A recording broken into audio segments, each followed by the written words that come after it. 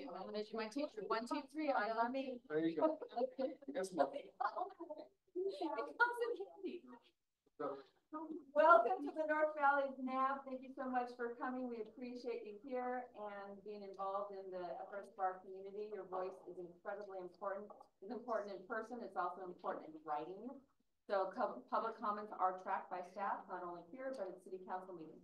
So anything that you see on here or agenda that affects you or around, please, you can do online public comments. Don't take the day off to go to the city council meeting. You can send it an email and have your voice counted. The staff tracks pro and for, and so we need everyone's vote. Also, let you know, we do have openings to be on the NAB. It doesn't take a lot of work. Show up here once a month, and you get advance notice of issues that are important to you, important for your business owners, important to your neighbors. So we really, really encourage you. It doesn't take a lot of time, but it gives you a voice to have knowledge when a neighbor says something and that's inaccurate, or how you can help, or you have an issue to say. We need people to speak up. So please, if you are interested, or if you know someone that has an extra hour or two a month to come here, please, Abigail or Megan at any time. We really, really need more voices. So that being said, the chair, Jared Sauer, is absent today, so we are just helping to move this along. And who are you? And my name is Kathleen Egan, for the record. I'm vice chair, grandma, and I would like to ask Corey to lead us. There you go. I pledge allegiance to the flag of the United States of America and to the republic for which it stands, one nation, under God, indivisible, with liberty and justice for all. All right, Madam Chair, our first item today is going to be roll call. Jared Souther, absent at this time. John White. Present. Thank you. Rebecca Flannery. Present. Thank you. Benjamin Johnson. Present. Kathleen Egan. Present. Victoria Luck. Absent at this time. Council Liaison, Councilmember Megan Ebert. Present. Thank you. Staff Liaison, Abigail Maria. Present. And then Jenica Finnegan. Staff Liaison. Present. Madam Chair, you have a quorum of the Ward 4 Neighborhood Advisory Board meeting. Thank you. I believe we are moving on to item 1B, open public comment. Yes. So we will be starting with public comment. I do have a disclosure to read. So Madam Chair, our first item today is public comment. Members of the public may hear, observe, and provide public comment virtually by registering through the following link, which can be found on the reno.gov/meetings portal. And the link is as follows: https://reno.gov/F_T_U_K_U. It should be noted for those in attendance that comments are to be addressed to the board as a whole. Comments heard under this item will be limited to 3 minutes per person and may pertain to matters both on and off the agenda. The board may not take action upon any matter not agendized on today's agenda. When you are called on for public comment, please state your name for the record and begin speaking. The timer will begin when you say your name, and you will be afforded 3 minutes. If you are an attendee on Zoom and would like to give public comment, I ask that you raise your hand.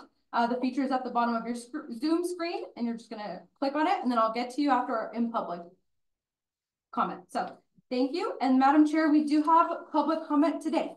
Thank you. And so Abigail will call your name, and if you could please speak loudly, or if you'd like to come up here so everyone could hear you, please speak your name first, and then she'll start the timer. And apologies for butchering in the beginning. So Patricia Rosacci. Thank you. Thank you.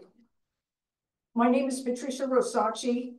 Workers driving to the I-80 corridor in Story County to USA Parkway to gigafactories such as Tesla and Panasonic should not have to pay a toll cost to have a job and go to work. Story County was freely and took the property given by Washoe County to Story County years ago. The gigafactories Tesla and Panasonic paid no taxes to widen I-80 East and were given tax-free land for 10 years. Sounds like this is a Story County problem. Where did they think their workers were going to come from?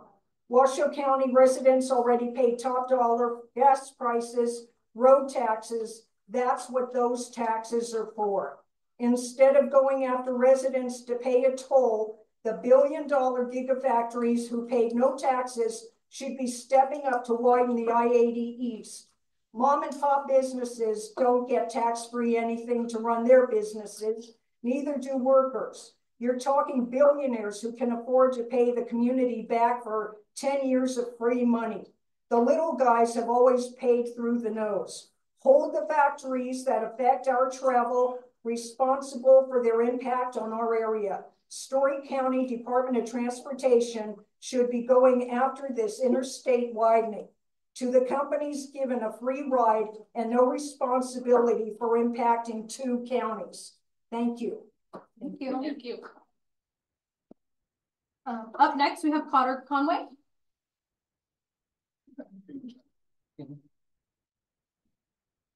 Thank you. My name is Cotter Conway, and I'm addressing everybody in the room. They've heard my spiel. I was here last month, and 2 more months I'll be here. My name is Cotter Conway, and I'm running for Reno Justice of the Peace. I have 32 years of courtroom experience. I've got 8 years on the bench, and I've got 3 years as what's known as a court referee. This was a position that's been available for a number of years. I'm the first one ever appointed to that position.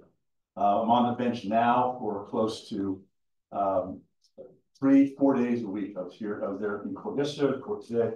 I'll be in court tomorrow. So I do hope for your support. I will be around for the whole meeting, and I'll be in the back there if you want to get some more information about me. I also note, since I see the officer, I am endorsed by local law enforcement. So I would hope that you would look me up and vote for me on November 5th. Thank you. Cotter Conway. Cotter Conway. Good name. Oh, Chuck O'Connor, Rifleman. Up next, we have Gail Goodson.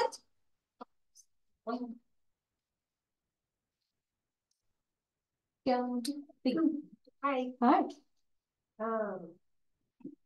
So I actually wanted to make a comment about the 395 road work that's going on. So like 2 years ago, when this whole thing, I think it was about 2 years ago, kind of started, there was watching emails that was sent. And so I emailed and I sent pictures and everything, because my old job, I used to sit in the stoplight right there next to the Maverick on Virginia. And sometimes that stoplight backs all the way up to the casino. So I live in that neighborhood. And if you guys make it toward the road, the people can't get on the freeway right there, back off the freeway. That stoplight is going to back up even further. There's going to be more traffic in my neighborhood. When the train comes through, people can't go, so they go like through my neighborhood to get around. And I don't have speed bumps. I already deal with the city bus.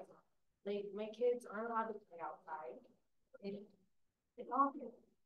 They just don't feel that wrong. Like let the cars already happen once. And that's how it is. Thank you. Thank you. Okay. We have Linda Sylvia. Would you like to speak on the item? At the end. Perfect. Please. Thank you. And then Stephen Porky.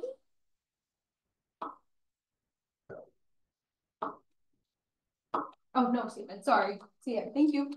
All right. And then if anyone on Zoom would like to give public comment, now would be the time. I ask that you use the raise hand feature at the bottom of your screen.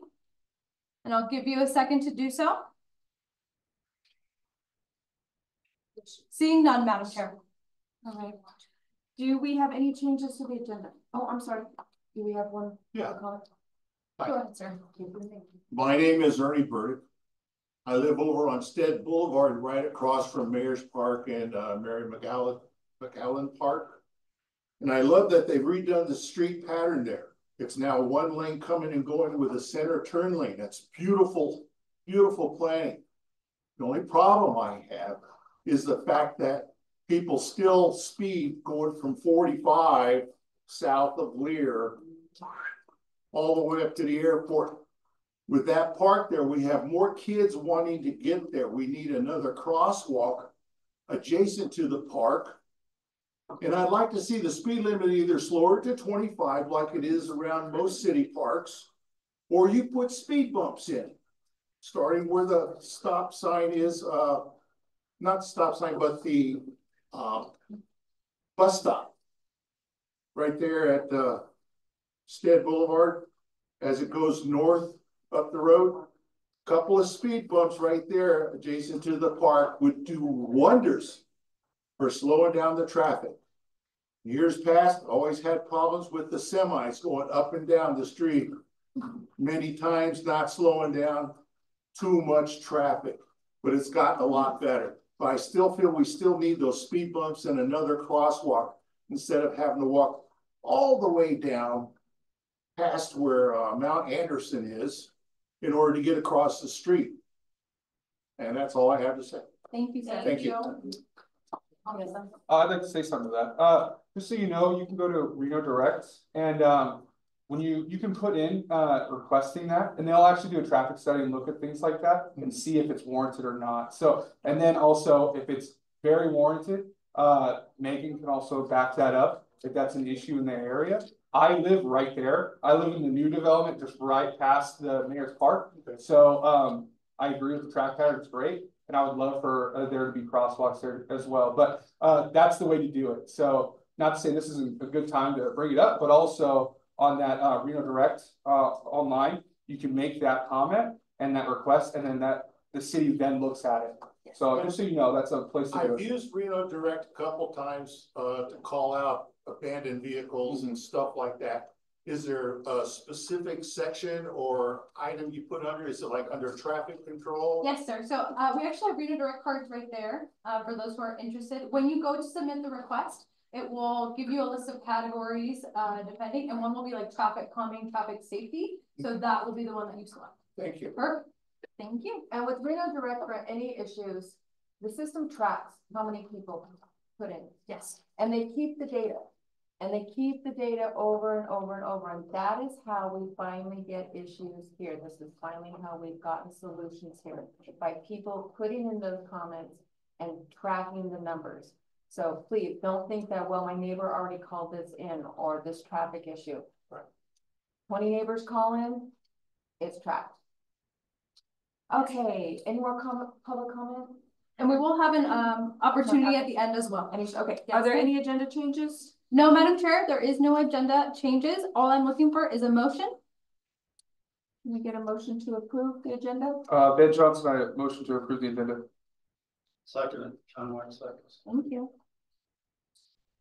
And minutes. Can we get a motion to approve the minutes? Ben Johnson, motion to approve the minutes. Oh, Rebecca Flannery, I second the motion. Thank you. Thank you. Council liaison report. We have from our lovely council member Ebert. Councilmember Ebert, for the record, we did have council yesterday, where we voted on a proposal for the Record Street facility. That's a property owned by the city of Reno. We voted on an affordable housing development to be built. I'm working on that. We also voted on an ordinance for trespassing on Union Pacific or railroad areas, which I think there might be a little bit of confusion about it. It is an ordinance to give police officers a little bit more control on how they can write up trespassing tickets, but it does not give the city more control to remove garbage or remove people from that area. It is still Union Pacific property, so we still have to go through the regular process for garbage removal, and if people are camp there, to remove people from those areas. So if you hear about the ordinance, it has been passed, but we still have to use things like Reno Direct to get garbage removed and encampments, things like that. And it is still technically Union Pacific land, so there still you know, the city of Reno has to work through processes with Union Pacific on that. So those are my updates. Thank you. Are we ready to move? Oh, one more thing. We had a public hearing 2 weeks ago on a charter school to be put in basically kind of diagonal back behind here. It was approved. It will be K through 12. They will be putting in a traffic light at Beckworth and North Hills Boulevard. and they'll start building on it, I believe, later this year. What grades did you say? K through 12, and they'll put a Boys and Girls Club in as well. Yeah, but it won't be the full K through 12 right away. They'll build it and they'll open, you know, like, I'm not sure exactly, but like kindergarten through certain grade, and then they'll age up through and eventually get through 12th grade. Yeah. So Can you please state your name? I'm sorry, my name is Patricia Rosacci, and my question is merely, so when you're saying you can't be around railroad tracks, a lot of times you have to cross those railroad tracks to get to fishing. Yeah. So we can no longer No, fish. you can still do that. So things that you're allowed to do, like if there's a sidewalk by railroad tracks you have to cross, or specifically fishing, things like that, you're still allowed to do those legal things. Okay. But you're not allowed to, you know, camp on railroad track, dump trash, things like that. But the way it was written before, there had to be signs posted and different things like that. Now that requirement's taken away. It's just that whole area is kind of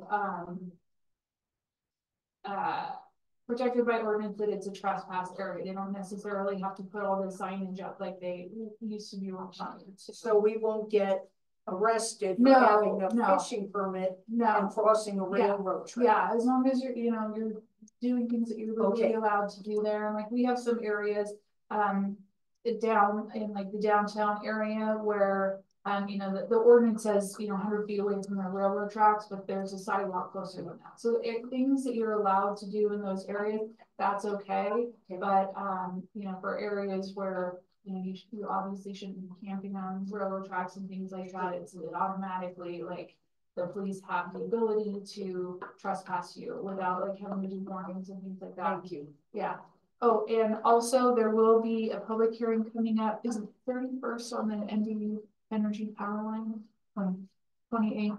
Okay, on August 28th, there will be a public hearing at City Hall at 6 p.m. To discuss NV Energy putting in a utility corridor through the Cold Springs area that we have the forest up there.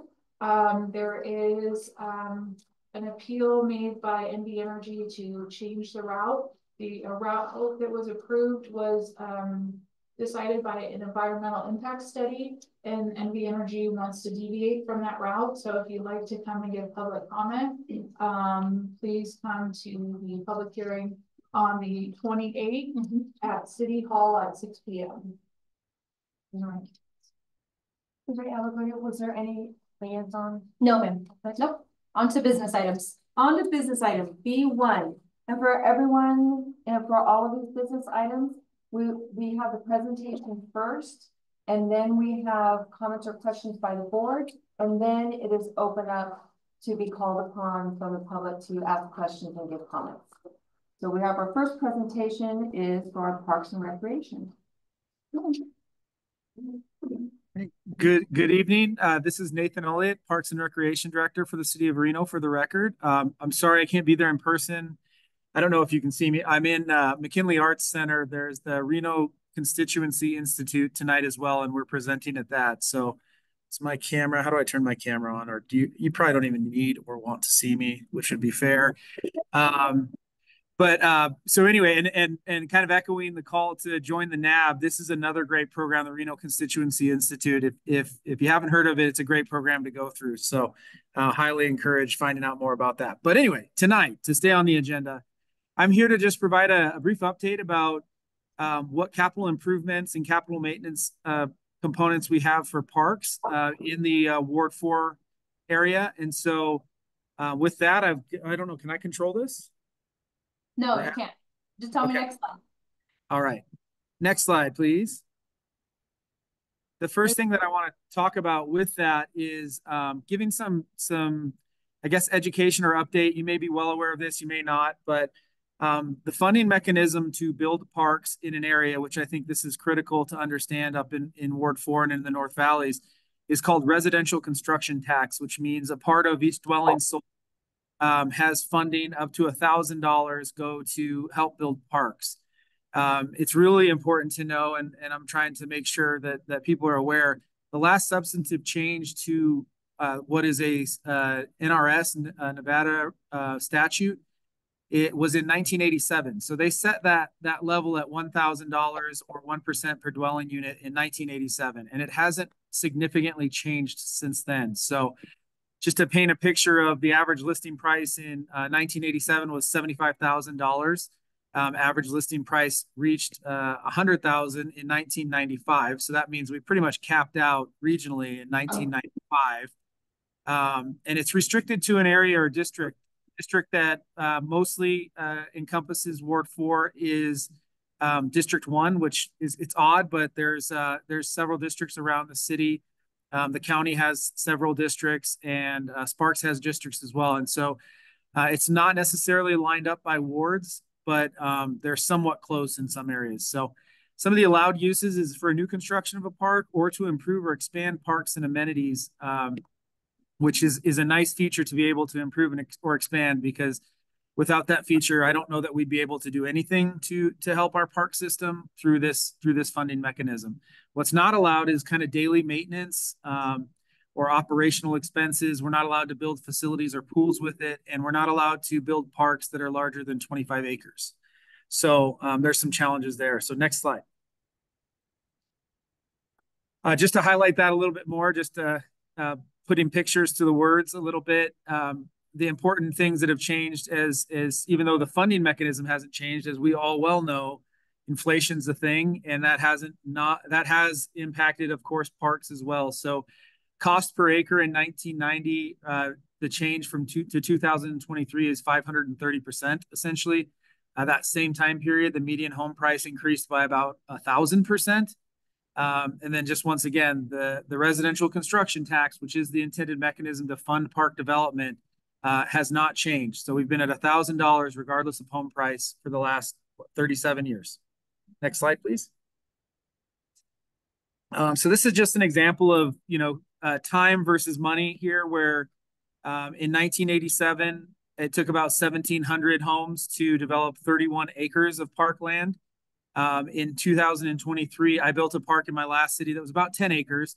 And it would have taken, with the RCT mechanism, if that was what it took to build it, was 7,400 homes would be the cost to develop 10 acres. And that included a couple baseball fields, a bathroom, a few things like that. So not a huge park or a dreamland park by any means, just a nice neighborhood community park with some ball fields. So again, mechanism, just trying to show tell that story that it hasn't changed in a long time, yet everything else has increased.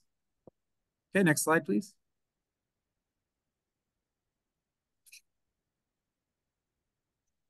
Right, so here's kind of a listing of City of Reno kind of parks over the years, going back to 87. So you can see some that may be in there in different phases, and the cost per acre as that goes up versus the cost there. We can go to next slide.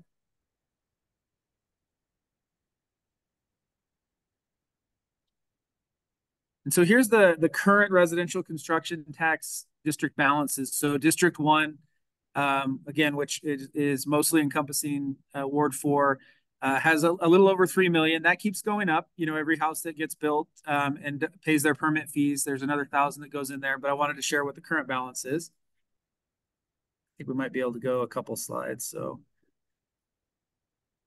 go ahead, next one. So with that, I just wanted to share that. I think it's an important thing to understand. Why aren't we getting more parks and things like that? And so it is something that we asked to be considered with the bill draft resolutions for this year.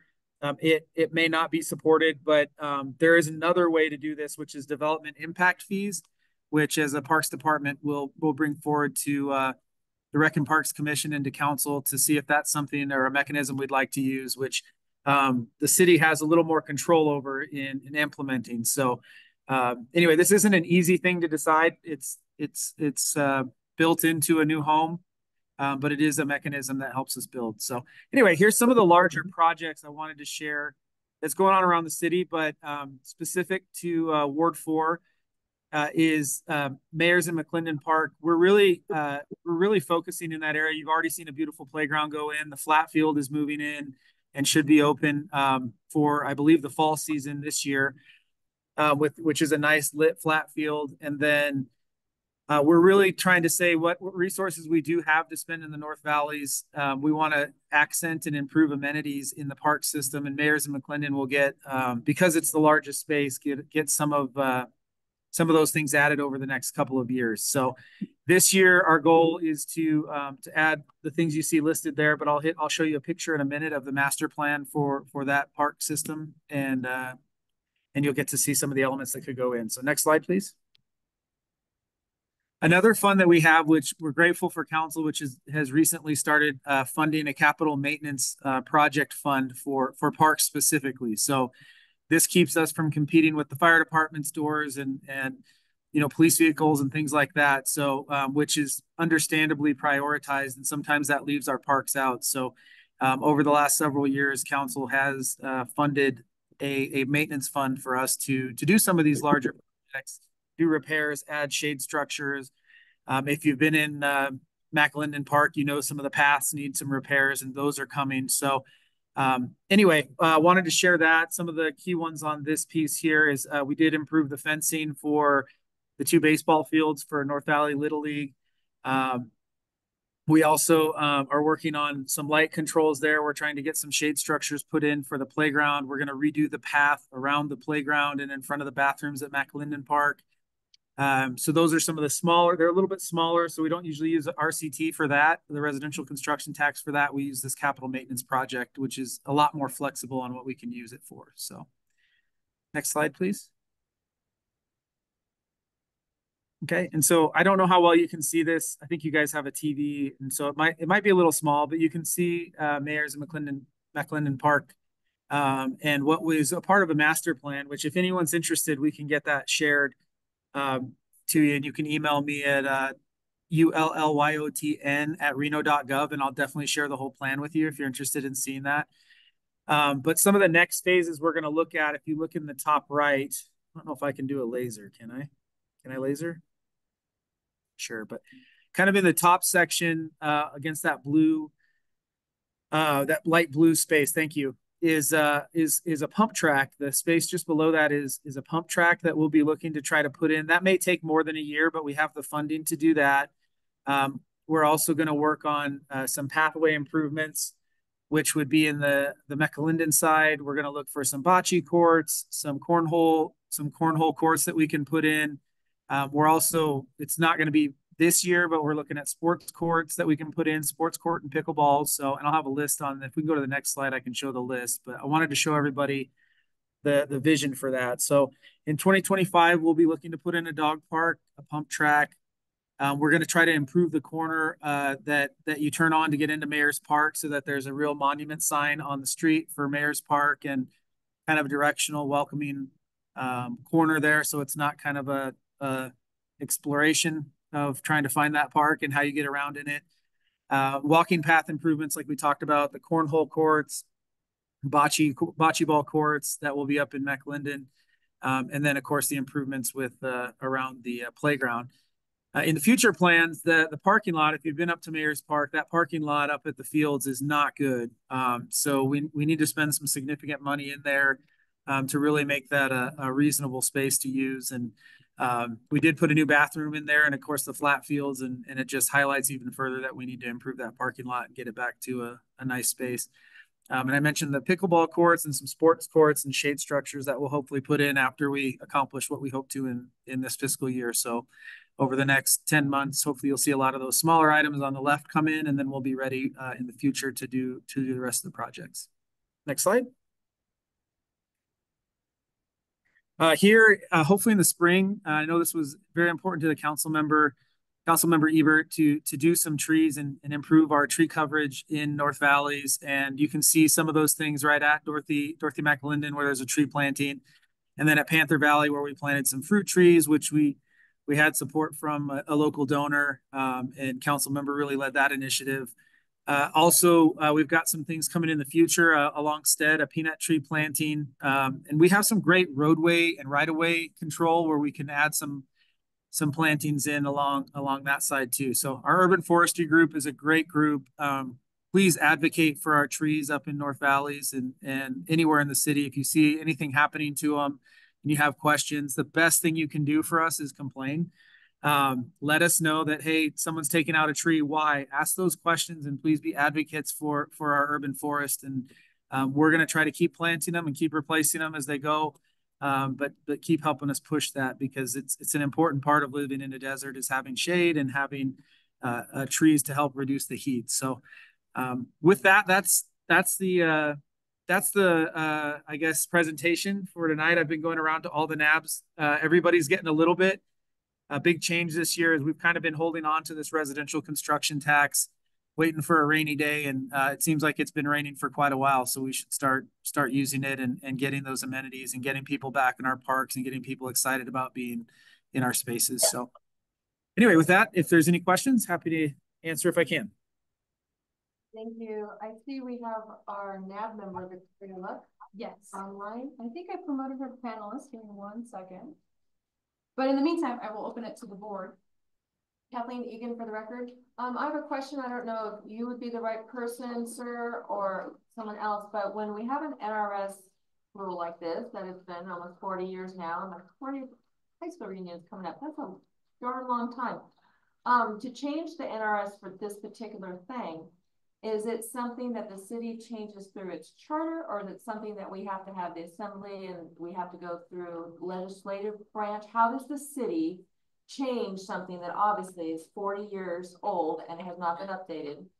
What is the legal process that has to go? So it does have to be changed at the state level, since it's NRS. So the city can, I guess, for lack of a better term, lobby. We do have bill draft requests where we can ask for things to be drafted and looked at. And so there's a ton of priorities, and it's hard to choose those. I mean, affordable housing, transportation, all of those things. So this is one we want to make sure stays on the list, and hopefully its time will come for this. But that would be the way to do it. It does need to go to the assembly and have support, and then hopefully we would the reasonable look from our assembly members that would say 40 years seems like a long time. Maybe we need to, touch this up a little bit. But again, it's not a simple issue when it comes to affordable housing. And some of the things we've been doing is working with developers. And Cold Springs is a good example of where they built a park that isn't a city park, isn't maintained by the city, but their residents get to utilize it, and other residents get to utilize it as well. But if we can have smart development language that has them build and maintain neighborhood parks, and then maybe we can pour what limited resources we have into regional resources, flat field complexes, ball fields, aquatic centers, things like that.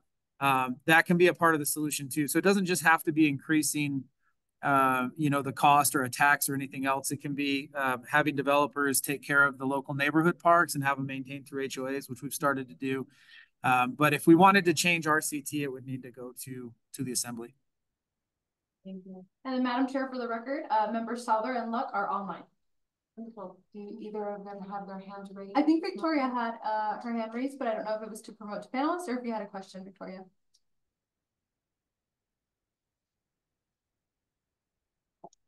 More so the panelists, but I do want to thank the gentleman for his presentation. Thank you. That is Director Olia, Parks and Rec. Thank you. Ben Johnson for the record. So 2 things. First of all, I do want to say thank you. That's the park, the McClendon Park and Mayor's Park. That's the park that I take my kids to pretty much every weekend. And I've really appreciated the new park, the new playground, everything like that. It's amazing. I do wish the shade structures were already put in. It gets pretty hot in the summer.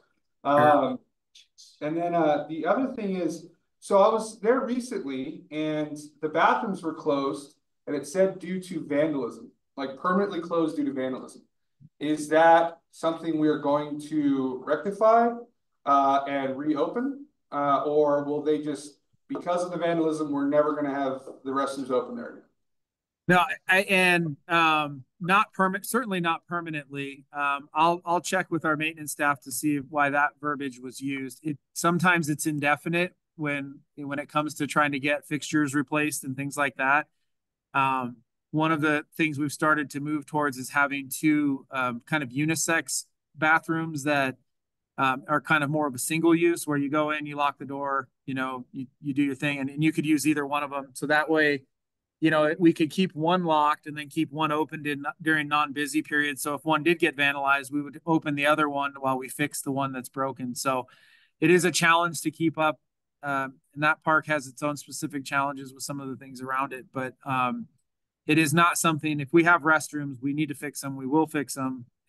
Usually the only reason we would close down is for a longer period is for significant fixture damage or if we're winterizing. And I don't think that's a restroom we winterize. So, but I'll find out. Thank you for bringing that up. Thank you. Anyone in the public? Here, you state your name, please. Ernie Burdick. And I'm talking about the McAllen Park. The new playground is wonderful. I take my grandkids there all the time, but what is missing, in my opinion, is there's no bench seating around the park. Us old folks like to, you know, sit. We can't keep up with the little kids, but obviously we want to sit there and keep an eye on them. Right. Have benches placed periodically around the park would greatly benefit that, along with the shade. Totally agree with you. And that is a goal of some of the path rehabilitation is to also include some bench space. There's a nice grass shaded area kind of on the north side. I always get mixed up on my direction, but I think it's on the kind of northwest side of the playground. And there will be some benches that we're going to try to put in as a part of that path rehabilitation. So totally agree with you. And some of those we're going to try to put benches with shade features on them. If they are in the sun area. It's just sometimes it's not worth the bang for the buck because you might only get, you know, 2 or 3 hours of shade from a fixed shade feature. So, but yes, totally agree. You need places to sit, and so that's a part of the next year as well. Thank you. We have one in the back there. Can you please state your name? Hi, Caitlin Finley. Excuse me. Ever since the smoke, my voice has been funky. I just had a question. Last year, they removed the dumpsters from the equestrian park out in Lemon Valley, and that's not great. I sometimes ride my horse over there, bring the trailer over, and horses are not dogs. I can't bring a doggy bag to clean up after my horse. And I want to keep our parks nice. I want to keep them clean, but how do I do that when you guys take away resources? Sure. So Lemon Valley, and I think I know the area you're talking about. That's actually a county park. So I Colleen is my counterpart with the county, and would be a great place to bring that up to if I understand the area. Which I've taken my son there for Little League practice. So I think I know what you're talking about. But yeah, it's a challenging and confusing thing in North Valleys where there are a lot more county parks since it's developed recently. So I do believe that's a county park, but without that, I'm not sure what we took out because we don't have an equestrian park that we manage. We can get together after and I can get you the contacts for the county. Yeah, perfect. Member Luck has her hand raised. I do have one question in regards to the shading that's to come. Is there something in the plans for the baseball fields up at the top of Mayor's to get shading on those or at all, or? I think part of the future plan is to redo the dugouts with shade. I don't know what that will mean. A lot of it comes down to dollars, but it would be nice to have some against the seating areas. I know Saturdays are long and hot out there without any shade when you're sitting there and watching too. So I don't know that it'll be prioritized. It'll just depend on funding. That parking lot's going to be a bear, but that is a part of the goal there is to at least cover the dugouts. And then we also have some support from Little League who's doing their best to raise capital too. So I am hopeful that that'll be a part where that becomes a really usable field space for the Little League and youth baseball and softball up there. Awesome. That was it. Thank you. We're looking forward to more parks and more improved amenities for certain, and also your new membership that the Parks and Rec has just put out. That's going to be really interesting to see how that works. So we have access to all city facilities and discounts for things. Thank you so much. You're welcome. Thanks for having me. I'll try to check in a little more often and keep everybody up to date. And if you'd ever like to hear about something, just have Abby invite me and I'll show up. Hopefully in person. Thank Thank you, Nathan. Thank you. Thank you. Have a good night. You too. I believe we're on to item B2, officer. Thank you so much for hanging out. We appreciate you. And I really liked your report. It was nice to see us as the lowest percentage change. That was pretty good. My report. The statistics. Oh, I can't take credit for that. I can barely check my email. Good evening. I'm Lieutenant Autry with the Reno Police Department. For some of y'all that have been here when I've spoken before, you'll know what I'm talking about. But for the rest of you, to put this in context, you probably can't read that, but I have them here. They used to give me these stats, and they would also give me the associated case numbers for all of these. And before I would come, I would read every single case, looking for themes, trends, etc. Unfortunately, for reasons that I can't really speak to, because I just don't have the answer, they don't give me that now. I just get this. So we can speak to these numbers, and then if you guys have any questions for me, I'm obviously happy to answer. But just month to month, going back from June to July, we're down across the board except in the assault category, which looks like it ticked up 4 cases from last year. It's similar down across the board again, except for assault, aggravated, and simple, which are up 33 and 60% respectively. Everything else is down 30 to 80-ish% across the board from the last year. Unfortunately, those stats alone don't tell us a whole lot without further breakdown, like I said, but I just don't have that data for you. So I apologize for that. You guys have any questions there that I can answer? I would like Abigail to just show, if you could show people in the audience on the first slide. On the first slide, the comparison is what I was talking about when I was really happy, is to look at each ward. And I think this is the information we need to look. So the percentage change is on the right hand. Abigail, can you look at that? Yes. So look at Ward 1, 42% increase. Ward 2, 52% increase. Ward 3, 19% increase. That's the overall. Overall, Ward 4, 5.7. Okay, Ward 5, 50. So this is when we talk about when our neighbors, our perception of how safe our neighborhoods are. This is critical data that we have. Don't tell people if you don't want more people to move up here, but we really have a wonderful, safe community if you look at the overall numbers. And that for us to have pride in our community and our kids to feel safe and our grandmas who are at home and they're next door being scared because people are walking around their neighborhood and they're scared and it's just some pest guy trying to sell services. But that's where we can help, that we actually have proof to the officer that, and they come every month and they give us these stats for month after month. So we just thank you, because this is the type of impression that this is our neighborhood and it's safe, and we are very happy to have your patrols here. Of course, we want more patrols and we want a substation, and we're going to keep pushing for that. Please do. Is there any other board person or Jared, Victoria, John? I'd like to clarify for the record. Do we have any statistics as far as hiring any more police officers, or is anything in the works for that? Because I remember when I was a kid, I felt like there was so many, and I don't think 1885. So it's not great. Okay. We are definitely understaffed. As far as giving you any specific stats on hiring numbers, I can't. I can tell you that it is moving in the right direction. Chief Nance is doing a good job of hiring. There's a variety of things that have to be taken into consideration. Only a certain percentage of them make it through the academy and the subsequent street training program. There's just a natural attrition right there. Those who do make it through, you not only have to account for growth, but attrition from retirements. So it's still a years-long issue to bring staffing levels back up to where it needs to be. But and in addition to that, do we even have enough training officers to put them through a training pipeline? But she has definitely increased not only the number of recruits going through each academy, but the number of academies per year. Because there was a while there where they were doing, we were only doing one academy a year with like 5 recruits. It was pretty bad for a while. So it's definitely turning in the right direction. But as far as giving you any specific numbers, I cannot. Thank you. Ben?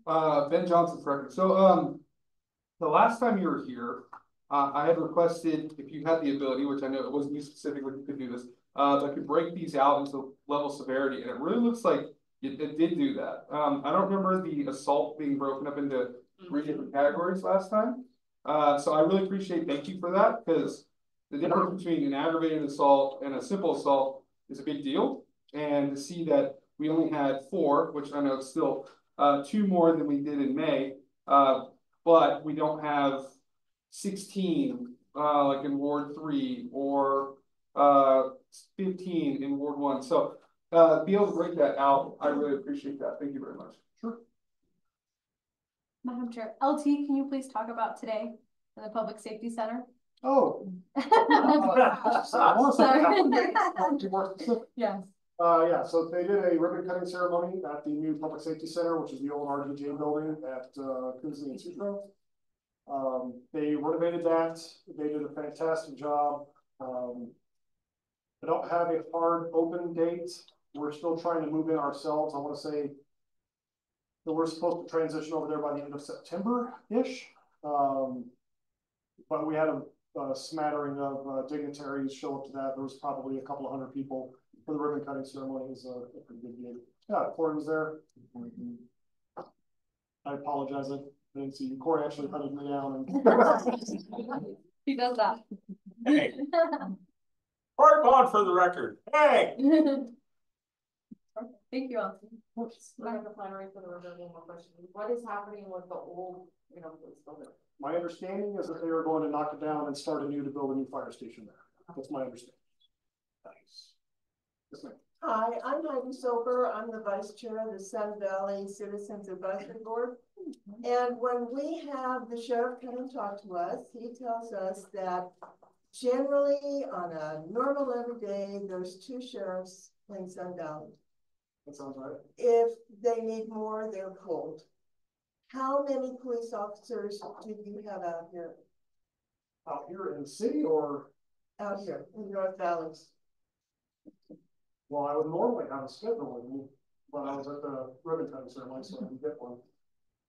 Well, let me see. You probably have 2. Would be my guess. 2 for all of this? For Golden Valley, Lemon Valley, Stead, Red Rock, Cold Springs, Part of Springs is in the city. Wow. And so what will happen typically is as calls are dispatched, we can cross dispatch from districts and beats. So they may not be in North Valley's beat officer, but they'll come, take calls and reports and back up other officers as needed. The only problem with that obviously is drive time. If we're going from Keystone, even if they're code 3 lights and sirens, it's a stretch to get out, especially in traffic. So that does create a problem.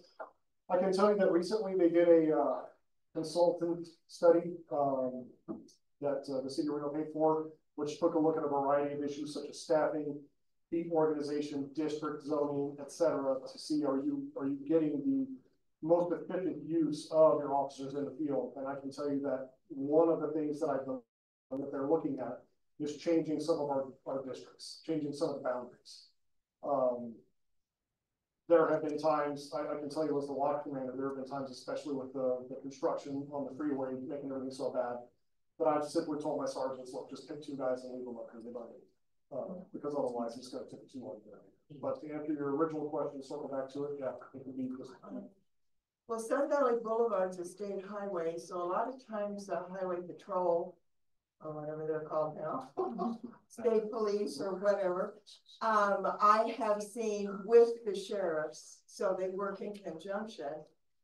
Do you have their cooperation as well? In certain circumstances? So the administration sometimes don't pay terribly nicely, but for the most part, the reality is the boots on the ground guys. Right, cops will back up. We help out state police if they need it. County will back us up if we need it. Us, them, vice versa, etc. We don't really have a presence in Sun Valley, but there's been plenty of times where they'll be on something. They have a different dispatch in towns and whatnot. They'll tell us, hey, there's a county unit out on, a felony warrant subject that's alone. You go back them up and we'll switch over and go help them. Thank you. Cotter Conley for their Sun Valley, though, is actually Sparks, isn't it? No, Sun Valley's Marshall County. Thank you so much. Thank you. Thank you so much. Get out there in that traffic. Drive careful. Oh, yeah. And Abigail or Megan? It's actually, yeah, Councilmember Reaper. Take it away for Are we doing this? Okay, all right. All right, so, something new in the city of Reno is a, community champion, I'm so sorry. And this is, an award for members of the community that have been nominated for 2022. And this is, awarded this time for Brian Baca. And, he works as an evening coordinator at the Washoe County Department of Juvenile Services. He has over 20 years of experience working with youth in Northern Nevada, and he's partnered with other community members to support Nevada Youth Empowerment Project. So thank you so much.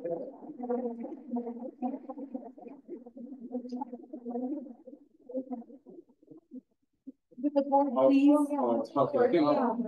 I have a cord here, so I can't unplug. Sorry. Where do you want me?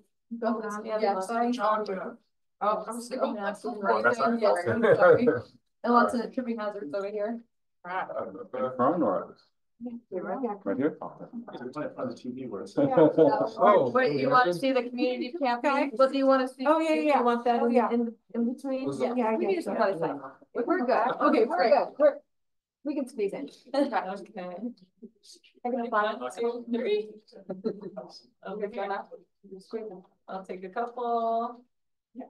Thank you. And Brian, before you sit You got down. the flag? Yeah. Yes, I do. Cool. I'll bring a flag. And we really want to thank you. So people that work with our juvenile services, incredibly, we need more of you and amazing work. And we really appreciate that. You know, Yes. everyone that helps with it. Needed, we need more people to step up. Yeah. Thank you. Appreciate it. My pleasure. Brian, would you mind speaking on some of the work that you do for those who don't know? Okay. Yeah. Well, my name is Brian Bach. I grew up in Sparks, Nevada. My family moved here 1982 from Hawaii. And so it was a big change for us. We've never seen snow before. We came out this way, but the cost of living is really high out that way. So we had some relatives that moved out this way, and then just created some opportunities. I grew up in Sparks. I went to the Boys and Girls Club. I was fortunate to get a basketball scholarship from Galena High School and play at Santa Clara University for 4 years. So I graduated college in 2002.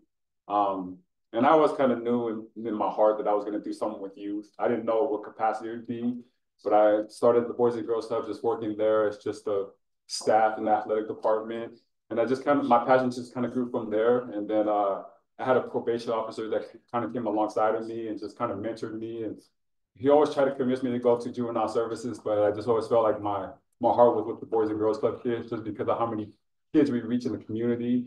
And I don't know if you guys know who Mike Worm is, but he's the director of the Boys and Girls, and he's been there a long time. And so he was always trying to persuade me not to go to juvenile services. He was like, work with the kids before they get into the system. And so, but you know, you don't get rich working with nonprofit organizations. But at the time I was starting to settle down and I wanted to start a family. And so the club, I could only make so much there, and I wanted to take care of my kids. So I went over to juvenile services in around 2006. I worked in the detention facility for about 2 years, and then I was promoted to the evening reporting program. And my program is really, we don't want to lock kids up. The last thing we want to do is detain kids. We see the statistics prove that once they fall into that trend, it's tough for them to get out of that system. And so my program tries to do everything we can to just expose them to things in the community, resources, partner with other resources. One of the programs we run, one of my good buddies, he's a barber. His name is Flacco. And so he comes to the Boys and Girls Club probably every 6 months and gives the kids free haircuts. And I mean, he charges a lot. He's very expensive. So when we first partnered, he was only going to give them a little basic, like supercuts. Nothing wrong with supercuts, but just a basic, you know, just maybe one number, one on the side, maybe 5 on the top. But the kid sat down and was like, can you put a design? Can you put the Raiders? And it just grew from there. And you know, kids, like when you get a hair, it's like a makeover. You get your hair done, your nails done. You just feel like $1 million. And so he just saw how that was impacting the kids that would never be in his shop ever. And he was just like, you know what, it was addicting to him. And he just felt like, you know, I want to do more. I want to serve more kids. And now he wants to come like every other month and get kids free haircuts. Probably in the last 2 years, we've served over 150 kids, and it's totaled over to about $7,000 worth of free haircuts for him. And he doesn't want anything. He doesn't want any recognition. He likes to stay in the shadows. Reminds me of Batman. He wants just to come out in that night and do something great for the community. But just like programs like that, we try to introduce to the kids. But really, if you've had kids in high school or if they've been in the juvenile system, there's probably a good chance I probably worked with them, you know, because I've just been there. I've been there so long. So it's great to see these stories where maybe at a point in their life where they're 14, 15, they're making a lot of poor choices. But then you run into them in the community, and they're like 29, 30, and it's like, hey, man, I'm married, I'm settled down, I'm running a construction company, and just thank you for just the time you poured into me at that time. And I'm not realizing, like, the foolishness I was getting into. But it's just great to see them transition out of that phase of their life. And it doesn't happen with everybody, I'll be honest. Some of them, that's just their life, and depending on their environment. But I would say most of my experiences have been positive. So that's just that in a nutshell. And I just want to say you make an effort, and I'll be one of those parents that I did have my son during the time there, and he is now successful, living on his own, and the help that he received absolutely impacted him. And you may never see him again. He lives in Sparks, works at Pizza Place, but you may never see him again, but that's a good thing. Yeah. And you'll never get a thank you, but I want to say thank you as a parent, because I could not do that on my own, and I needed you, and I needed your services to help. And 10 years later, here we are. Yeah, thank you. Thank Appreciate you. it. Thank you. Thank you very much.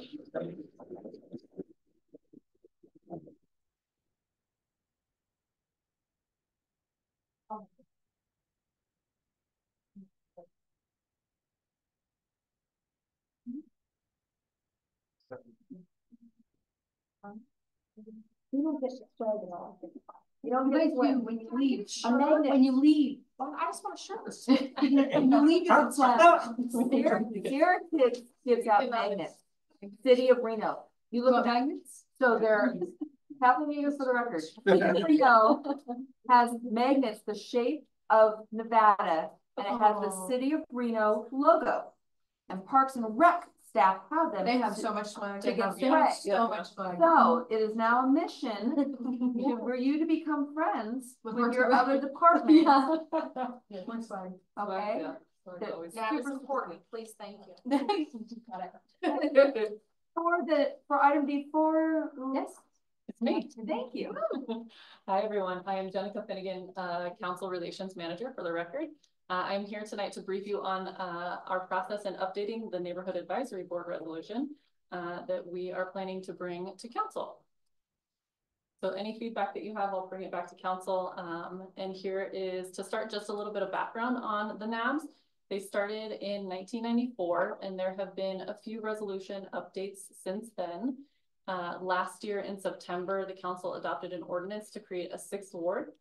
And so I'm on the neighborhood advisory tour this month as well, along with Nathan, to present at each NAB, get your feedback in order to take that back to council in preparation to bring an updated resolution to council in September before the new ward boundaries go into effect.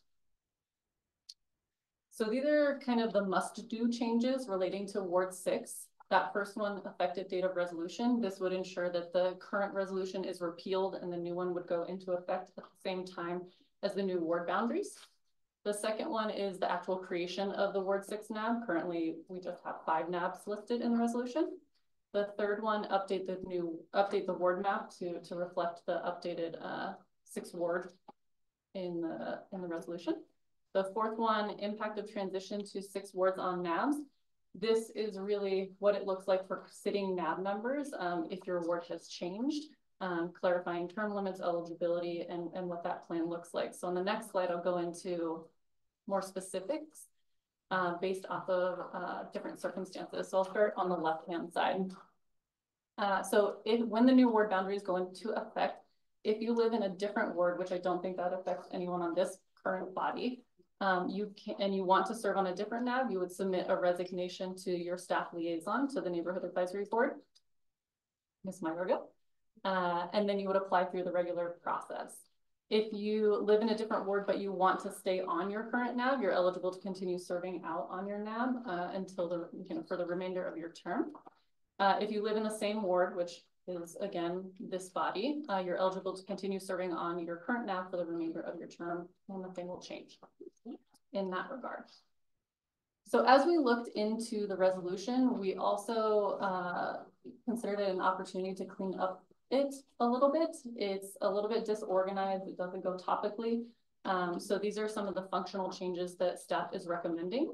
That first one is clarifying ambiguous language and adding language regarding service on multiple NABs.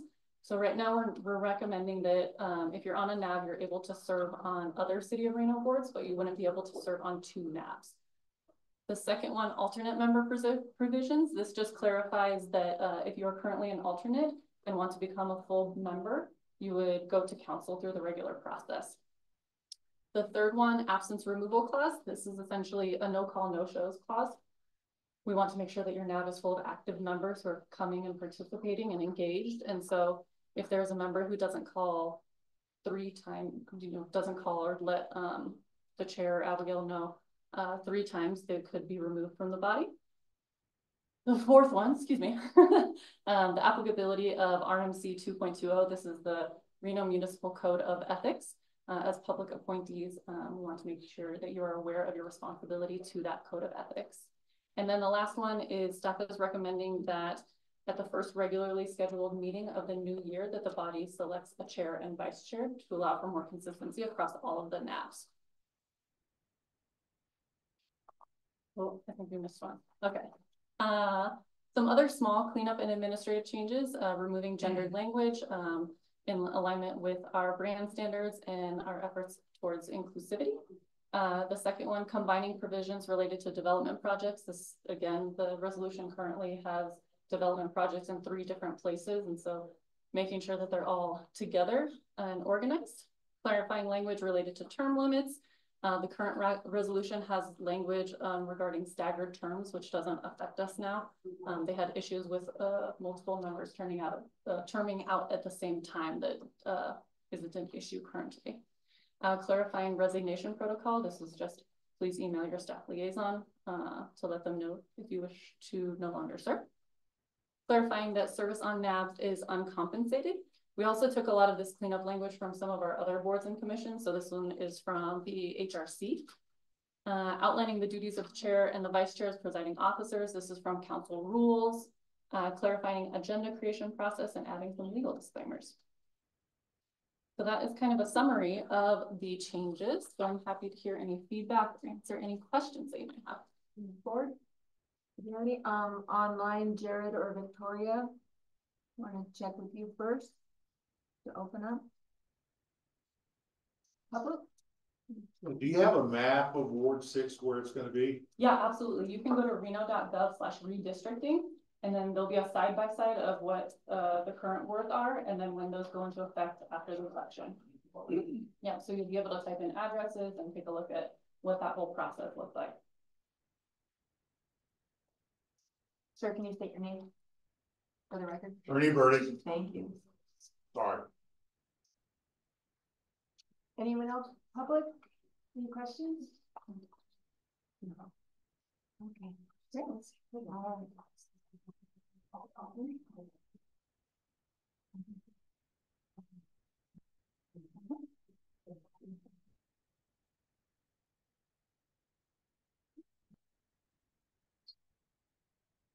Okay, no other questions? Thank you so much. Thank you. Clean these things up. Yeah. All right, we are on to B5, Council Member Ebers.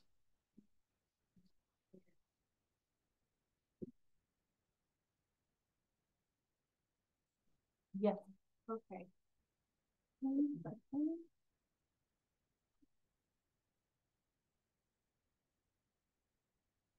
So this is just an update that I'm doing on the 395 widening project.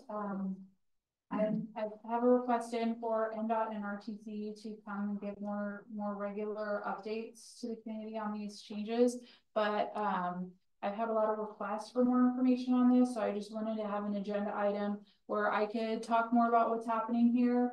And if you guys have any questions that I don't have the answers to, we will take notes on it and we will connect with NDOT and RTC and get answers to any questions that you guys have. As most of you guys know, we started widening Route 95 from North McCarran to Golden Valley. There will be some changes on the, I don't know if you want to go to the slide here.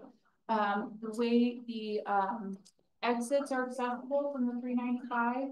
Currently, if you enter the freeway at Panther Valley going north onto the 395, you can exit at Golden Valley. With the current redesign, NDOT is taking that access away and only allowing you to exit at Lemon Drive. I think that this is going to cause some traffic impacts if we leave Virginia as the only way to access Golden Valley. So I just want to make sure that everybody in the community is aware of this change in access. This is also the route that would be taken by police to get to North Valley's High, Ellis Smith, and the new charter school once it's built. If emergency services needed to get there from Reno, they would have to take either Virginia Street to Golden Valley, or if there was something blocking that route, they would have to take the 395, exit Lemon Drive, and then backtrack down North Hills. So that's why I want to make sure everybody in the community is aware of this proposed change. I've been lobbying with NDOT to get this so that we can maintain the same access that we have currently. You know, I live out here too. I know that we don't have enough access as it is, and I see any loss of access as more traffic potentially. So I just want to make sure everybody's aware of this, be available for any questions that anybody has, and just, you know, make sure that everybody can see the rendering that shows what's going to happen here, and just find out if you guys have any questions or, you know, listen to any feedback that you might have. Yeah. My name is Linda Sylvia. Sorry, I stutter on my asses sometimes. I'm not a public speaker. Madam Chair, I apologize if I do in the meantime, and all council members and you guys. I live over near Golden Valley, or here in Golden Valley. And my question is that you are putting a cement thing over on North Virginia that is going to cover supposedly the entrance to Golden Valley over there? Or are you just talking about the freeway in general right now? Well, the widening of North Virginia Street is an RTC project, the Regional Transportation Commission, and the 395 is NDOT, so Nevada Department of Transportation. So they are going to be widening Virginia Street. But okay, this, so will Virginia still have the access to Golden Valley? Yes, so that's NDOT saying that if you need to get to Golden Valley and you're getting on at Panther Valley, you would have to exit Lemon Valley and come back down on North Hills. But if you don't get on the freeway, you could take Virginia to get to Golden Valley. But you would not be able to get on the freeway at Panther Valley and exit Golden Valley with their new redesign. Okay, so if they take that away, yeah, how are all the people over there on the other side going to be able to access this whole area over here? Yeah. How are they going to do that? My other concern is you approved the school, and in the school traffic, as you say, you will not be able to get to the school without going back over to Lemon, taking Lemon and then to Buck and then to North Hills in order to get back to the school. So your traffic thing that you presented a couple weeks ago that I was at, it goes out the window. And you're trying to put 1,500 students, 4 buildings, including a gymnasium, on 10.5 acres with parking and everything. And you have no buses, so you have umpteen million cars that will be here. How are you going to divert all of them to Lemon Valley and go all the way around? Well, this is a discussion about the NDOT on-ramp and off-ramp situation. And this is why we need to keep our access that we currently have because of things like that. Okay, but the school in itself doesn't have 2.5 miles of cars that are going to be dropped off in the morning. Your access is on North Hills. and it's coming from Golden Valley, if I remember correctly. So how are you gonna sit there and, even if you did have that, you're not gonna accommodate all those cars in a 2.5 mile span or whatever that guy talked about. Because it's only from the freeway, or only from Golden Valley to this little area over here is only a 1/2 mile or 3/4 of a mile. Okay, so I have a lot of concerns. You don't have crosswalks. You don't have. we're putting in crosswalks, we're putting in a traffic light at North Hills and Beckwourth. But this is part of the problem, is we need to keep that access so people can exit at Golden Valley and come and access here. Otherwise, they will be going to Lemon Valley or Lemon Drive and coming down North Hills to access Beckwourth to get to the school. So And to follow up with that, congested again. Thank you. And to follow up with that, Kathleen, even for the record, the issue that we have is that when you say you, the city council can't actually change that. Right, but that's good for us all to know. Like, who is responsible for this?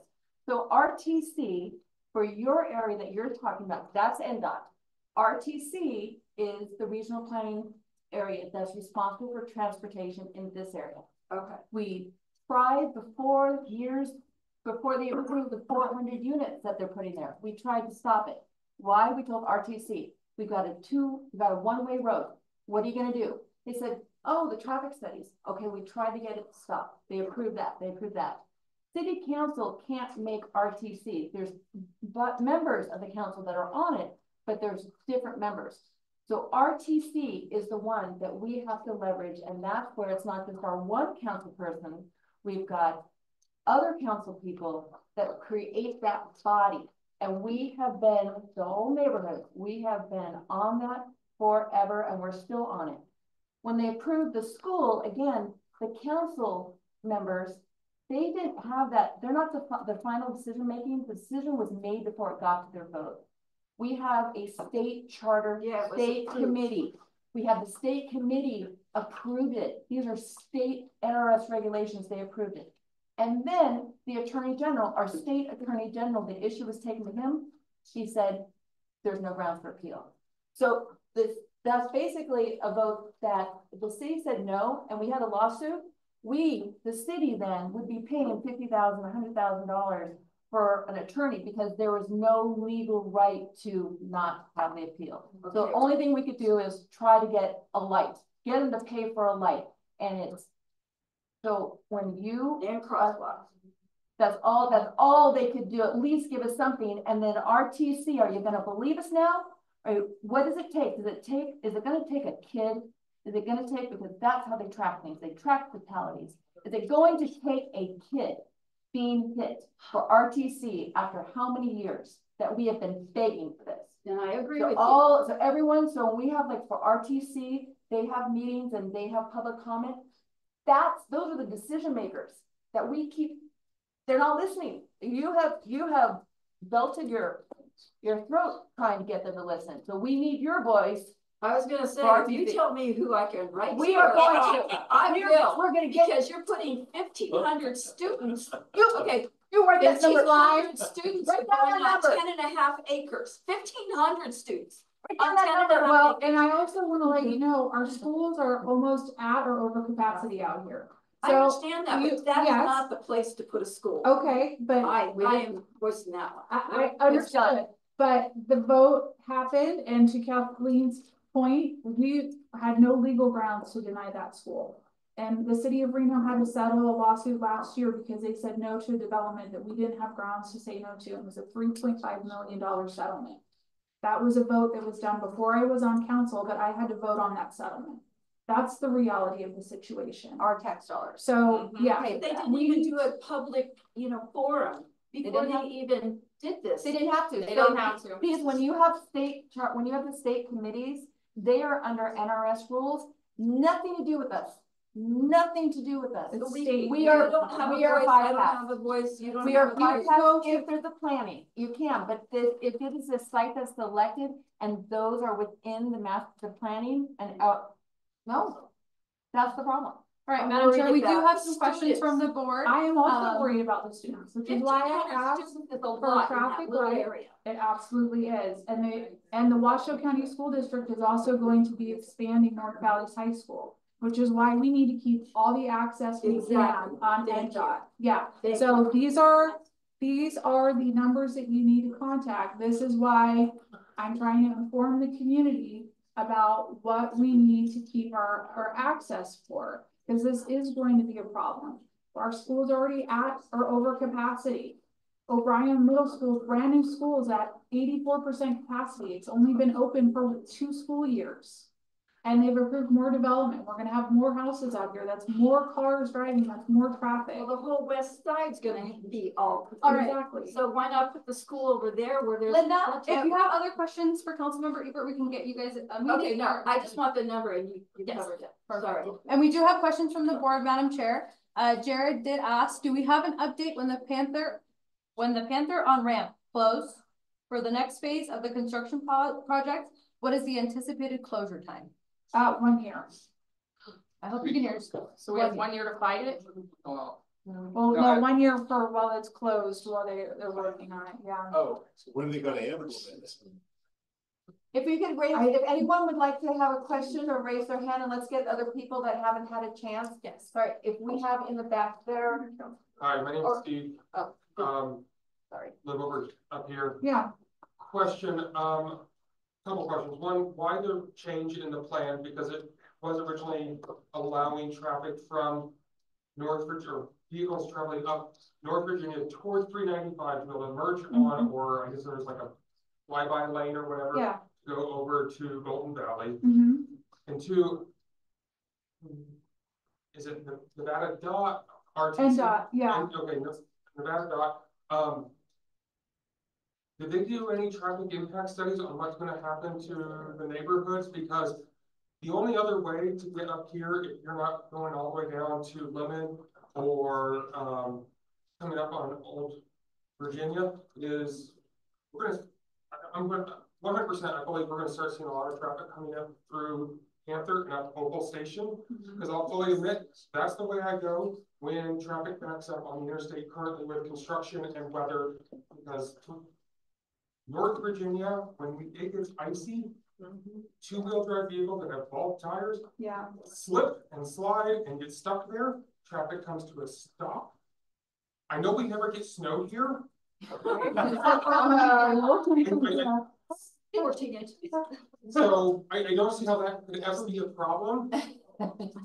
So I do not understand why this was chosen, and I'd love to have some explanation. I know you guys may not have the answer tonight, but be able to come back in the future and explain the logic or lack thereof. Well, part of the reason for the redesign was they said that there was concern about people getting onto the freeway and merging over while other people are merging over to get to the exit, which we have several instances of things like that happening, like at the Spaghetti Pool area where people are getting on and trying to get over, like on the 80, like over off of like Bragg area and stuff. But isn't that the whole idea of having that extra lane there is to help minimize that issue, and also having the flyby would mean that people don't currently have to do what I do, is merge into the traffic to immediately merge out. So eliminating that flyby lane seems again. The other complicating factor is they're widening, right? So it's getting wider. Well, we also have train tracks right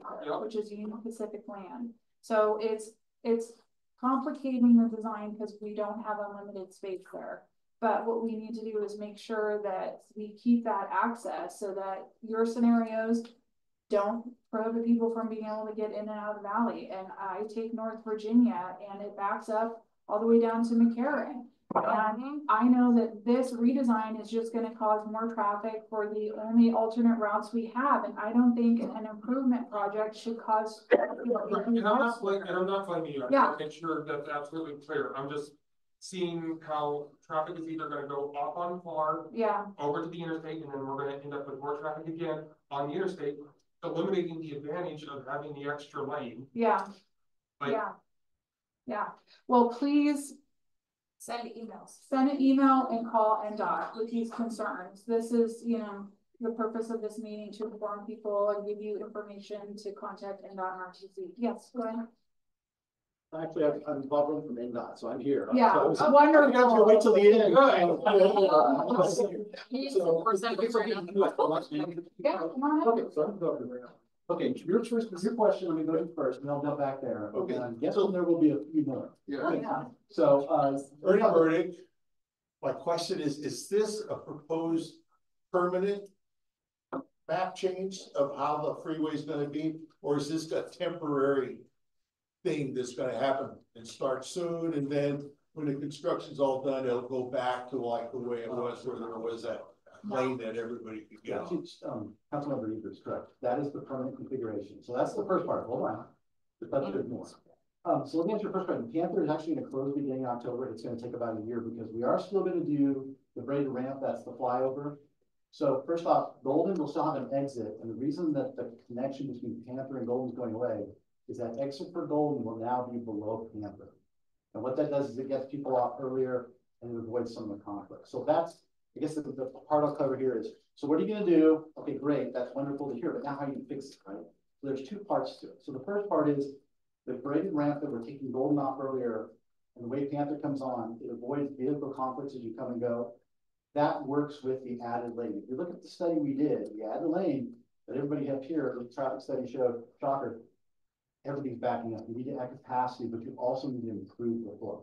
The braided ramp improves the flow. So that's the situation you're talking about, where it becomes permanent. But there's a couple of things that were brought up to us. And Councilmember Ebert actually has engaged us and helped us out tremendously in trying to understand. You don't live here, so let me give you a snapshot of what 24 hours is versus the half hour you spend here. And that's the key part. So when she engaged us, we started looking. And actually, a year ago, or about 10 months ago, I was here and talked about this and got some feedback. Hey, this is maybe more of a problem than we understand. So we started looking at what are some options we can do to try to preserve it. I'll tell you first off, we don't have a final decision yet. The current design takes it away, but we're looking at options because a couple things here. This is actually in what NDOT would look at. We try to move traffic from one point to a point further away. This is a local connection mission. You all know about local connections keeping the roads are just overburdened with a lot of traffic. So when this goes away, it does cause people to go to a different spot. So we looked at it and said, well, really, we're trying to improve the freeway. What about local access? So when we talked with our partners, City of Reno and FEC, they said, we have other projects coming online. The North Virginia widening is coming online, but it's not today. What are you going to do to help preserve some sanity and some drivability today? And so we're looking at the options. The first option we looked at, and Councilmember Ebert covered it well, there's a power line on one side, and part of the solution is to widen in addition to the railroad bridge. Any work with the railroad to get permits from them is 2 to 4 years. It takes forever. But we're looking at an interim solution, which is right next to the road, where we try to keep that in there with the widening we're currently doing. That's the interim solution. Right now, we do not have a good design that we feel is safe. So to forward that, we had one team look at it. They kind of hit a roadblock. We've actually switched that to another team to kind of get some new perspective on that. Is there something that we're missing? Is there something that we can make better? So this is the update that we haven't talked about. Right. So I figured I'd cover all that. So it's not that we're ignoring it. We're trying to see what we can do. The problem is, when you want to move traffic through, if we isolate mainline, so when somebody comes off the freeway and somebody gets on, mainline does their thing, and people off the freeway do their thing, and they're done safely. If we do the temporary solution the way it's currently designed, it opens up the barrier rail and actually allows people, even though it's striped, to actually come and go in there, and that creates conflict. If you're driving along, you don't think someone's going to come over from the freeway, and they do, there's a chance for accidents. So we're trying to come up with a safe solution that we currently don't have yet. Sir, we have some questions. We have board members on. Victoria, you had your hand up, so I want to give you the opportunity to ask your questions. No, it's okay. I had it up before the gentleman started speaking, so I got my answers. You're good. And then we have Desiree Foster. I'm going to allow you to speak, and you'll have 3 minutes. Hi, I'm Desiree, and I just have some thoughts on this exit. My thought is, why don't we extend that Virginia on-ramp into 395 into 2 lanes and allow that right lane to merge with that exit to Golden Valley, and then have the left lane continue onto the freeway as a long-term goal. I know, as you guys all say, we have more and more houses being built out this way. We have you know, there's not going to stop being people moving out this way. So I feel like the answer is to, you know, fix this while we have the opportunity to do it, while it's in progress. And that would allow for one lane, the right lane, to go down to merge with that other traffic while allowing that left lane to go over to the freeway. And what you're describing, I mean, go ahead. I'm just worried about, you know, the continued traffic going on to North Virginia. And then when you're going on North Virginia, getting onto Golden Valley, you know, are we going to put in a stoplight right there where there's always the left turning traffic that has the right of way? Because I mean, pushing that's going to create that backup into North Virginia, which then, you know, keeps it back on that way, or Old Virginia, excuse me. Okay, so what you're describing actually is all the concepts that we've come up with, basically bring the traffic on Panther. One direct splits off onto the freeway. The other, we're trying to figure out how do we get a branch to go off to the right and maintain that direction towards Golden. That's what we're looking at right now. And with the space we have there, it eliminates the barrier rail on the freeway. So we're trying to figure out a way to get around that. That's why we actually switched engineering teams to take a look at that and say, hey, new eyes, somebody see if we can come up with something. So that's the quick interim solution. The longer term solution, because we don't know when the other roads are going to come online. There's a plan for a connector on the other side of Panther, I think coming down from, well, just where we're at right now, connecting that way. But that's, I think, after 2030. North Virginia, the four-lane widening of that probably won't even begin construction until 2028 because we need to maintain the roads while we're building the freeway. Now, keep in mind, the overall goal is at some point to make the freeway the best option. That's the goal we want to get to here. But it's going to take some pain to get there. And so we're trying to work towards that. But like I said, those are the main things we're looking at. As far as the signal, maybe I didn't understand it, but part of the solution here and try to mitigate is we are talking to the city of Reno and RTC to make sure the signal timings are changed. You actually were the first that alerted me to North Virginia backing up a long way. And I drove it a couple of times, and guess what? That's exactly what you see. So we're trying to work on the timing. But we do know that when Panther closes especially, there's a problem on Golden. If you try at certain times of the day, if you're gonna go try to make a left turn going southbound, you back up. And when you back up, you get impatient. When you get impatient, you may try to take a chance. It's probably not a good idea. So what we're trying to do right now is we are going to add temporary signals at both the on and off ramp locations on Golden that will be timed with the other signals. So we're not backing up traffic and creating a mess. The primary reason for that is to avoid the impatient driver, to give them a spot to know, I got a signal at some point, I'm gonna get the green light, good to go. And that way we avoid that. I think it was something my understanding is when Lemon Drive, the improvements were there, they tried it, but the timing wasn't really good. So we're gonna try to learn a lesson from that and try to make it a little bit better when we do that, because we don't want to create a situation that's worse than currently now. And that's why we're trying to work through these things. But I want to be honest up front. We did look at it from the perspective of how do we improve the freeway to get the flow going? How do we keep the roads where people come and go safe? And so the connector did go away. That was a hard choice that was made. Now, the points we're getting from others, hey, the other roads aren't ready to come online yet. What can you do to maybe preserve something? And we're looking at that. But no decisions has been made. The direction I was given was to look at options and then go back to the leadership on NDOT and see what we can do. And to get back to you. So hopefully that answers the question. And we have board members that you would like to comment? Yeah, real quick. So just confirming, so you do not have a finalized design on how this exit is going to be yet, correct?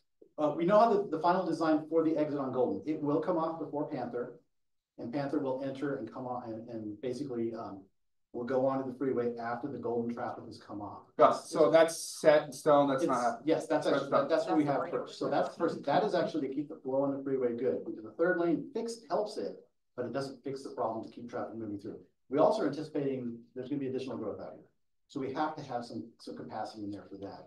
And that's where some of the weaving movements that you remove help with that. The best example, if you want to see what we did recently, southbound on the Spaghetti Bowl, where Second and Mill, we kind of reversed those. So now Second comes off, and meanwhile Mill's already shot off. And so you avoid the weaving that occurs in there. Because what you have is you have a driver trying to get on, you have a driver trying to get off, and they sit there and play a game of chicken for a while. Yeah. It slows things down and it does cause accidents from time to time. That's what we're trying to avoid here. And that's why when I say we have to remove a portion of the barrier rail to keep this option, we don't really want to do that if we don't have to. If there's any way we can avoid that and keep the main line, and keep everybody trying to move, whether they're going on the freeway, off the freeway, connecting from Panther to Golden, that would be great if we could figure out a solution. Now, longer term, we are looking at options. If we have to come up with an interim that we don't feel is entirely safe, longer term, we're looking at working with the railroad and maybe widening that bridge a little bit. So we come up with a more permanent solution that will provide better. Okay, and then will this portion be done, and the widening of 395 be done before they would move on to Virginia Street for sure? Like that, I think that's RTC, right? That RTC's doing that, and we are talking. So they know our schedule. Actually, phase 2 project, we actually incorporated a portion of their work. I'm not sure it was for this project, for the pathway in North Virginia, below Old Virginia.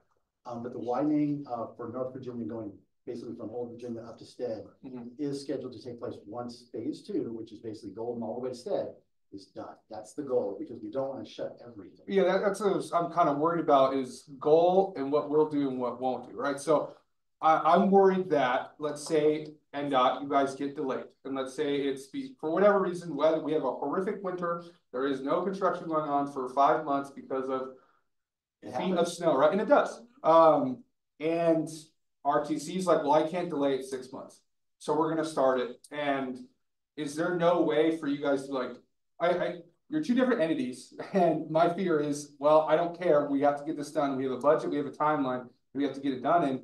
And if you guys get delayed, Virginia Street starts, and then we are screwed. I mean, beyond screwed. There's only 2 accesses other than going through Sun Valley through the back road to get onto Golden. I mean, I fear that a lot. It takes me a long time to get home to pick up my kids. 45 minutes to an hour to go from the airport basically home up instead. And if we close down Virginia Street, or well, we'll probably do one-way traffic. Or I don't know how they'll do the Virginia Street widening, but if we do it at the same time, we're going to be just SOL. So I really, really hope that you guys, it's not just talking, but like, you cannot start until we are done.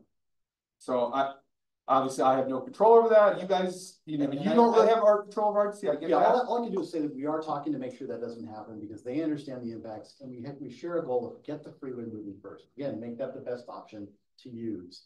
Then you can start building improvements and catching up on the side streets as well. That's kind of the overall plan and thought process. The same way we actually held off on phase 1B, other than the Tar Boulevard Bridge. We held off on that until we were done with Spaghetti Bowl. The last thing we wanted to do was have cars fly down, get on a brand new road, and hit Spaghetti Bowl and sit there. So we actually did the most improvements we can get first on the Spaghetti Bowl. There's other components that are coming, but it's very expensive to work down there. So this is the main goal right now. How do we get the North Valleys more connected? Got it. And then just as a citizen of this area, I am very upset that this is the option to get rid of getting on Virginia Street at Panther and not be able to get off of Golden. So obviously I just want to say that as a citizen as well, that I feel like is disappointing to everyone who lives on there on that exit off of Golden. I luckily do not. I live off of Stead, so I'm luckily kind of blessed with that. But for everyone, and there's many schools there now that are going to be, it's going to be real interesting what the buses are going to do, and all the parents that have already been brought up. So I just, as a citizen, I want to say I'm very disappointed. You have moved traffic flow to the busiest exit, Lemon. Yeah. You created this. NDOT created this by increasing the flow to our biggest backup in the area. And the only way to get back to Golden Valley, to North Valley, the high school's right there. Elementary's right there. I knew that. The only way to get there, you're making it, you just moved all this traffic that was getting off here, that in all that traffic, you have moved to the very busiest Lemon Valley that you quote fixed. And you still, and you're making them NDOT now and said, fine, we moved the traffic, we did our job. You moved it off on the city streets. The city street that your flow now is a one-way road to the back here. So you're saying it's not our problem, we did our job. We made the freeway flow, and you put it in the city lap, and the city has no plans, RTC. So this anger from us, if you have influence on RTC, that is what we're angry about. We don't have influence. Who has influence? You move the flows, and now you put it on the city's job, and now what is the city gonna do? RTC, step up. Well, and the main thing I'll say is all actually, Councilmember Ebert has engaged us to say, this is a problem. And if you don't hear, and I get phone calls too, so I know it's a problem. But that's, I think, the process we're in right now. How do we get all the entities to talk? Ordinarily, these are critical things, because if we screw up on something, it's going to be it's gonna be a bad mess for a while, and we're trying to avoid that. It's already a mess right now, just trying to build the thing way behind the curve. That's tough enough. But we have the funding, we have the project, we're trying to get things moving. And like I said, I think the recognition on this one is realizing that the local streets don't have redundancy. So how do we fix it, or how do we maintain it, or what can we do? And that's why we're looking at options. Otherwise, if we just chose, we're a freeway, we're not gonna worry about it. But it's when you have partners, City of Reno and RTC, where you guys say, we're not there yet, and what can we do maybe to help try to keep it from getting to that? We have a board member, and then we have a couple people in the back. If you guys can just wait, please. Hi, good evening. Rebecca Flannery for the record. My daughter is a school bus driver for Washoe County, and that is one of the direct routes that she takes. And to bus these children to all the different schools that she does, that's a huge, huge inconvenience for our bus drivers, which are already inconvenienced with this traffic and getting blamed when they're running late and yada, yada, yada. So, is there any way we could just take it off Panther and then maybe, you know, have a direct lane go onto 395 and then have some kind of lane that merges with the off ramp for Golden, you know, maybe have it split in two, go down? See that we kind of did great when we put one over the other, but now it's up high and it's got to come down. So actually Could that be like a Sun Valley, how Sun Valley goes under and kind of goes well, you can't do it too fast, otherwise you're gonna get drivers to having mistakes. But the way we're doing it now is they both would come under from Panther. This is the solution we're looking at. Okay. They both go under from Panther. One branch is off to the freeway. The other branch is off, and as one's coming down, the other's coming up, and we meet before you hit the railroad track. That's the other pitfall, is we have the railroad track right there. We still have to get past. Is there just like a certain height you need to meet to satisfy? You have to bring cars together, but we can do that. The problem is we don't have a whole lot of room. That railroad bridge is really the constricting point. That's why the longer term solution is going to require that we add onto that bridge again to create that lane and be more permanent. Right now, the current design takes away that barrier. Now the fear is there's people from mainline there and go, well, I want to get back up in traffic here. I'm going to go on the freeway and then cut over. As we know, if there's pavement, people typically would use it. So that's the fear we have right now. How do we close that gap and do it safely is what we're looking at right now. My second point to this was, the other day I was actually looking on NDOT. So if you look at Spanish Springs and the pyramid construction, they have like a estimated completion date. We don't really have a lot of updates as far as that. So do we know like a completion date of this and then the start of the next one and a completion date of that? Like it gives you a phase, but it's like phase from the Parr Boulevard overpass. Like, what are the dates? Like, can we have like a light at the end of the tunnel for this madness? Yeah, I think some of the links are probably not connected. There's a page, I probably couldn't find it right away because I did come to the same page where it's old information. Yeah. So I do have a page that I've been updating, but I need to get our IT people to put it out there. Perfect. So basically, I can give you in a nutshell schedule right now. Obviously, phase 1B is done. It's under construction. The planned completion is late 25, early 26. And that's for this portion, right? That's this portion right now. So we have a $89 million grant from the federal government that says phase 2, you've got to be ready with your plans, be ready with your rights of way by the end of the federal fiscal year 25, which is October 1st of 25. So that's the goal when we get that out. Now, will construction begin? No. That gets us the funding locked in. We put it out to bid late 25 and plan construction sometime. Phase 1 gets done. We plan construction for phase 2 immediately following that. So they get done with one, either the same contractor or new contractor will be out to build phase 2. Keep in mind that also includes something that RTC added to the project, which is the multi-use trail that will be on North Virginia, basically from Old Virginia down to McCarran. And that will be on the McCarran. What's that? What is that? Madam Chair, I do recommend that this be the last question. Sorry. We have, so Yes. we have I wanted to get people that in the back to make sure that someone who hasn't Yeah, spoken she'll- before. Yeah, she had her hand up, standing up there. Very back. My name Yeah. is Kim Moran. I live in area. My main concern is you're doing this on a freeway like this, we're gonna cause all this problem. We already have so much traffic in this subdivision right here. People come through there, barreling through there already. You are gonna have so much traffic going through there that nobody's gonna be able to back out of their driveway without causing major accident or whatever. What are we gonna do to stop that? What? Yeah, it's already happening. So it's already, and you're gonna stop that, and for this, you're gonna cause way more issues than what you're doing by not leaving that exit open. it's mind boggling to me that you guys think that's gonna solve it. Well, you're already going through, it's not your problem anymore because you did what you were supposed to do, but the other people that live in this area, that's the problem. That's concerning. The golden exit is not closing. It actually will still be maintained. The only part that's closing is The problem is the people coming out of Virginia, they cannot then get on to Golden. So If you're what coming from, thank you. So what we have to do though, he's here and we want to continue this discussion and it's incredibly important. And Megan, Councilwoman Ebert is here. We have the numbers as well, but for the official business, because it's the library and we have a certain time. So I don't want to cut this off because we know we're all upset and we need to talk about it.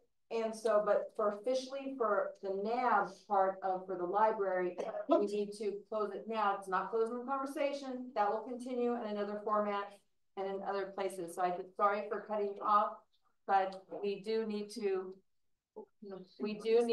because of our time constraints, and we are in a county facility that we need to. So, thank you. So, yeah, thank you. We'll be moving on. Up next, we have item C1. Item C1. Oh my God, we're Next. C1.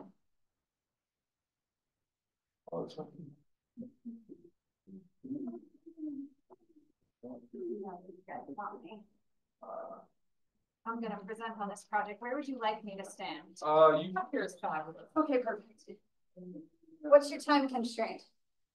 Is it 8 o'clock? Do I need to go fast? It's 8 o'clock? Okay. Okay, you talk fast. You're good. I'll be quick. I'm Stacey Huggins for the record with Wood Rogers, and I'm here tonight to talk about major site plan review application that's been submitted for a project within Ward 4. Could you go to the next slide, please? So this project is on a 61-acre parcel directly east of DRI and TMCC. It is right on the eastern edge of this ward. So you can see where that is. Really, Dandini Boulevard comes down and intersects with Sun Valley there. This orientation matches the way you're looking at that. So this, I'm gonna try not to stand. No, you're okay. You're good. This little area here is actually located down here in, oops, bottom corner. Okay. It's a 61-acre site. We are proposing development on approximately 20-ish acres. There's 34 acres that are not being developed. They'll remain in their natural open space or undeveloped condition. Again, the access is off of Dandini. There's an access here to the main part of the project, and then there's a second access that comes into the lower part of the project. This road here is actually a water and utility service maintenance road. There's also emergency access. This will be an emergency only access that connects up to Sunflower Lane, which will provide pedestrian access for students going to the Allen Elementary School that's directly north of this. Next slide, please. Just really quick, master plan on this property is suburban mixed use. Next slide, the zoning is mixed use suburban, so those are compatible zoning designations or zoning and master plan. In the mixed use suburban, multifamily use is permitted. So if we didn't have hillside, if we weren't doing cuts and fills, the multifamily would be a permitted use. It could potentially go straight to building permit. Next slide. But that's not the case on this piece of property. So we are doing, as I said, a major site plan review. There are 3 parts to it. We are triggering hillside development. You can see on this map on your right, there's quite a bit of red and yellow on this piece of property. We have situated the proposed development buildings within the areas of green. I know it's a little bit hard to see, but you can see the line work is in the green areas. And then a little bit down here in the bottom. So we have hillside development. We are crossing one major drainage way where we have to put in a new culvert. There's an existing culvert at this drainage way right now. But in order to build the secondary access, that's that fire access, we have to put in a new culvert. It will be the same size that it is today. And then we are triggering, because we have some topography on this site, we are triggering cuts and fills. The red colors represent areas where the cuts are over 20 feet, and the blue are where we're filling, and it'll be over 10 feet. Next slide, please.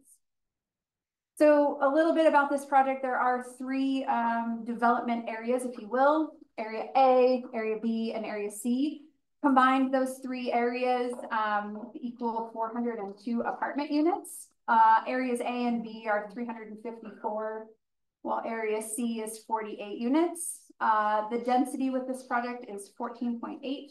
Under the mixed-use suburban zoning category, there is no density minimum or maximum. I mentioned the 27 acres of the parcel will be disturbed with this project, but the remaining 34 would be undisturbed, remaining in its native environment. The project includes an on-site management office, a clubhouse, a pool area, restrooms, playgrounds, and other typical amenities you would find with an apartment project. Next slide, please. The project was required to provide 233,000 square feet of landscaping. We've provided 239 square feet with 780 trees strategically planted out here. So, you know, the parks person said early on, we should be encouraging trees. We're doing our part to bring trees to this area, which is, you know, mostly undeveloped, with everything surrounding this property being really within DRI's control. I mentioned the access off of Dandini.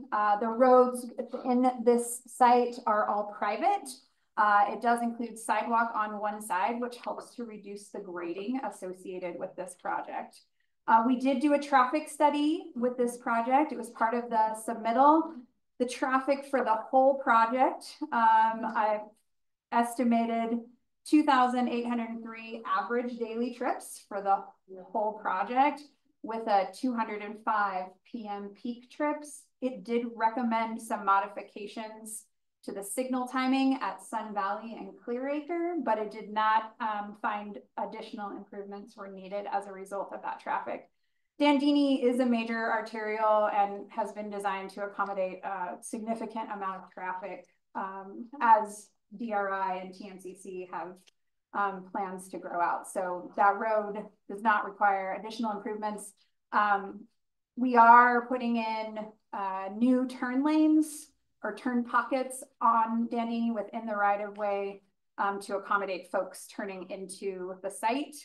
We've also provided, and it doesn't show up great on this plan, my apologies, but here, this is a school bus stop, so that when school buses are coming to pick up students that are within this area, they can pull off of Dandini. They'll have a designated bus stop. They'll pick them up. They'll be able to come up here, and then they'll come up to the project. And we've had several discussions with the school district. They have agreed and approved this concept. They'll pull into this project, come through the roundabout, pick up students in this roundabout, and come back out and be able to travel on their way. A little bit about the cuts and fills, and I'm sorry, I am trying to talk fast because I know y'all have a time limit. Cuts and fills, I mentioned those earlier. We are exceeding the thresholds that are in Reno code. Our maximum cut is 35 feet, and that's really down here in this lower, what I call Area C development area. The max fill is 25 feet, and that's really in this area. We have been very cautious in our grading to try to limit what we're cutting and filling in an effort to reduce scarring and minimize our disturbance area. We have a couple areas where we have some 10-foot walls on the site to further reduce, because if we try to soften the slope in a couple of these areas, you would end up with more graded disturbed area. So the walls help us kind of pull that back and limit the disturbance on the site. Next slide. I just want to show you very quickly, these are the apartment buildings. So these are 3-story buildings. They're approximately 34 feet in height. Again, in the mixed-use suburban district, there is no Building height limitation, there is a 4-story, I think, max building from a stories perspective, but there isn't a building height limitation. So these are below the allowable building height limitation. The units range from 851 square feet to I think 1,350. And they're 2, 3, and 4 bedroom units. They're designed to be intended to be really for attainable housing. They're not going to be your upper end housing. The goal behind this is to provide housing for folks that may be working at DRI or maybe attending school at TMCC or nearby at UNR. So we're really, this project is intended to kind of provide that, not to be cliche, but that missing middle housing up here in this area where there's currently not any sort of apartment projects near DRI or TMCC. Next slide. This is just a picture of the clubhouse. Just, this is right at the front entrance. So I mentioned earlier, it's a clubhouse close to the pool. They'll have a leasing office in here, a fitness center. There's a mail center. There's some laundry facilities in here. So that's single-story building, open to all the residents. And then I think that's my last slide. It sure is. So sorry, I went through that really fast, but awesome. Do we have any board? I can't see Abigail. If you want to check to see if we have any board members' hands up. Not at this time, Madam Chair. Board member Rebecca Flannery for the record. Does your traffic study, which I'm not very happy with traffic studies around here anymore, does this also like coincide with TMCC? I go to TMCC and that road is already ridiculous.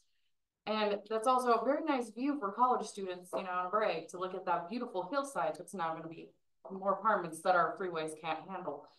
I mean, what is the game plan? Has that been worked into anything? Because you've got all these people coming in and out of these apartments. You also got people coming in and out of TMCC. So the traffic study was prepared based on a scoping directive that we got from City of Reno staff. So they told us what intersections to look at. We look at it when schools are in so that we make sure that we're taking traffic numbers when activity is happening, not when it's not happening, right? That doesn't do any of us any good. We want to do a traffic study so that we can make sure we identify real situations.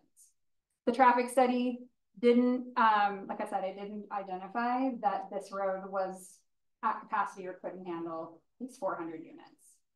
You'd be surprised. I have to drive that road, but thank you. Ben Johnson's record. So in the traffic study that you guys did, it did not require any type of lights to, so my issue is if I live in that apartment and I want to make a left onto Dandini to go towards Sun Valley, and if it's a busy day, there's no, there's just a stop sign for coming out of the apartment, correct? There's no. Correct. Also, I don't travel that road very often. Is there a center lane for them to drive into, or is it straight into? There's not currently, but we're going to provide a turn lane on like a. To make a right, or? So there'll be turn lanes. I believe that the comment we received from City of Reno staff was that we needed turn lanes going both directions at the driveway. Okay, so to drive to come off of Dandini into the apartments, there'll be turn lanes. Is what you're saying. I believe that's the case. Okay, I hope so, because I don't drive it very often, but again, it's another one of the access points into the North Valleys. And what I hate, I kind of disagree with most people, I think, in this area. It sucks. We are at a limit in Reno and Sparks for where we could put people, and we have to cut into our mountains to accommodate. I know that's a big disagreement with a lot of people, especially on this board, on that. To me, it kind of is what it is. Do I like that? No, but it's just kind of a natural, it's just the reality of the world we live in. Again, I did for gentleman who's here for RTC NDOT, and I'll get to the other point. But either way, the traffic is just so bad. So I really hope that you guys do have traffic turn lanes to get in and out of these. I grew up in an apartment my whole life. Trying to make a left turn out of an apartment complex that has 600 units is pretty ridiculous onto a major road. So yeah, I guess it's more comment than it was a question. John, do you have anything? I want to say you. Do we have time for one? We do have a public commenter who signed up, Sean McGarty, sorry. McGrath. Thank you, McGrath. Hi, I'm Sean McGrath. For the record, I live at West Leonicio, which is just down on the corner. Every winter when it snows, again, right, snows, doesn't get snow here, they close that road. The city has closed that road, and so between Raggio Way and West Leonicio, that road gets closed during the snow. So you're gonna have how many trips did we say? 2,000 trips that are gonna be blocked from traveling because it snows. Now, turn lanes. You're talking about turn lanes? Maybe 3-4 cars will be able to get on that turn lane. How's that gonna back up for 2,000 people? I don't think it'll be able to handle it. I agree that we need to have some nice housing by TMCC. I don't mind them cutting into the mountain. However, we did plan on extending Raggio Way over to 1st and 2nd Street. That has been pushed back. Maybe this should be pushed back. The speculators did push this really hard, and this did belong to Washoe County just a couple of years ago. The city of Reno did annex it in, and then just in the last couple of years, you guys changed the zoning also. So just a couple of years ago, they wouldn't be able to put 3- and 4-story houses up there. They would have had to max out at 2. So city of Reno, thank you for taking our land, but please don't let them do this. Don't let them do this. This road closes. The plan for RTC is to put a flyover and actually close Dandini. Dandini between West Leonicio and Raggio Way, it's planned to be closed over the period of time and become a walkway and a travel path, because Raggio Way is supposed to go into 1st and 2nd Street, and there's supposed to be a flyover, a bridge that goes over to Disc Drive. That's in the long range plan. That's been pushed off. It was actually supposed to start in the next 5 years or so, but I just talked to RTC about, because of this project, and that has been pushed back a long time because it's going to cost $1.5 billion. So it's been pushed way back. So speculators have gone ahead and done this property. And the property still has a for sale sign on it. So they're just trying to push this through so they can get a better price on it. Please don't approve this until the infrastructure is in place to handle it. The infrastructure plans are here. We just need to put them in place and then let and these are still speculators. Okay, so this will go, so this issue that we can explain later, so we're running out of time. But as these go through, there's a certain process. This board doesn't approve it, the council doesn't approve it. It goes through the planning process, and there will be some opportunity. When will it go to planning commission? Do you know? We right now we have targeted middle of September, but I can't guarantee that date will hold. There's some things we're trying to work on to address staff comments, so it could get pushed. But it will be September or October, I would anticipate. So you're from the planning commission? Yes. No, okay, the planning department. Okay, Kathleen Egan. So this issue of a road closure, this needs to be brought up. Everything that you're saying, I write down and I bring to the planner that's assigned. Thank you so much. Thank you so much. And then we do have Victoria Luck raising her hand. So as a board member, I would go ahead, Victoria. I just have a question because of the comment on the road closure due to snow. With the apartments being right there and then the bus stop being part of that, does that change anything as far as like the priority for plowing? Does it change that road at all? Or would it? Does anybody know that answer? And it being access to school. Yes, during the snow period, Reno does add snow plows, and they continue to plow the closed street. So even though the street is closed, they continue to plow it. And then traffic is diverted onto West Leonicio, which is a tertiary street, which only gets plowed once every 3 days or so. So the traffic is not allowed to go up the road that's clearly plowed, and the traffic is diverted onto West Leonicio that only gets plowed once every couple days. So that's what happens currently. All right, thank you for that. All right, Madam Chair. And for the sake of time, Thank you. Thank you so much. So for the sake of time, we're going to speed through. Yes, we do have closing public comment as well. So closing. Do we do that first? Or nope. We're going to go to item D, board commission committee member reports and announcements. So I'll pass it over to the board. Should you all have any announcements? I have an agenda item. Okay, so moving on to item E, future agenda items.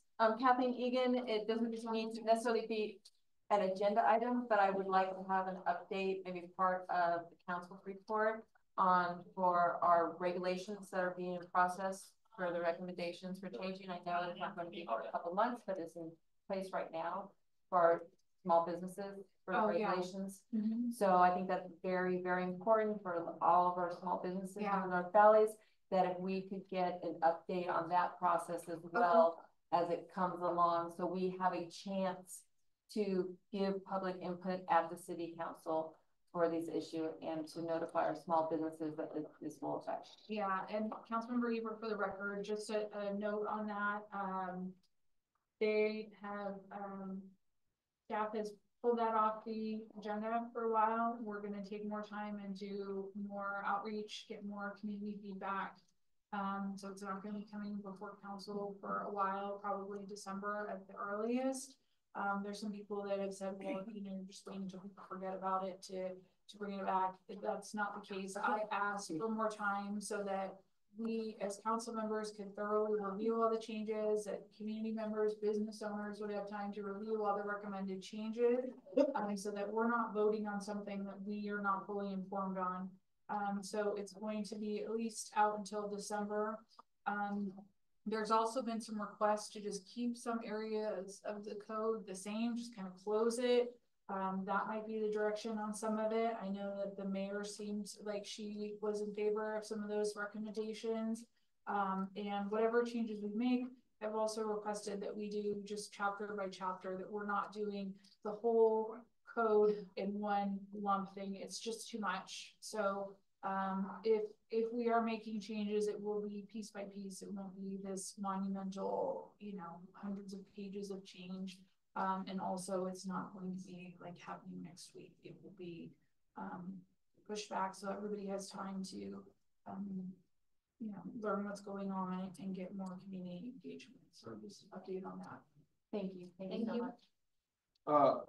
Ben Johnson, for another future agenda item, I would really appreciate if we could, and obviously Jen with NDOT was here. I don't think he was forced to be here. He just was here for us to badger with a bunch of questions. But if we can get RTC and NDOT in the same room at one time, because I would love to ask them the same question of, you guys are different departments. Will you hold each other accountable to when you start? And we have had them here before. We have. We do have a request. Like, I am trying to get them to come again. And I also, just so you guys know, I want them to do this like at least on a quarterly basis. To just continually, like, we have a lot of stuff going on out here, and I think it's fair to ask for updates at least as long as they're doing construction, because we have a lot going on out here. I agree. We had them here before they really started the major construction, and now that we're living in it and seeing it, I think a lot of people are seeing the results of the actions that are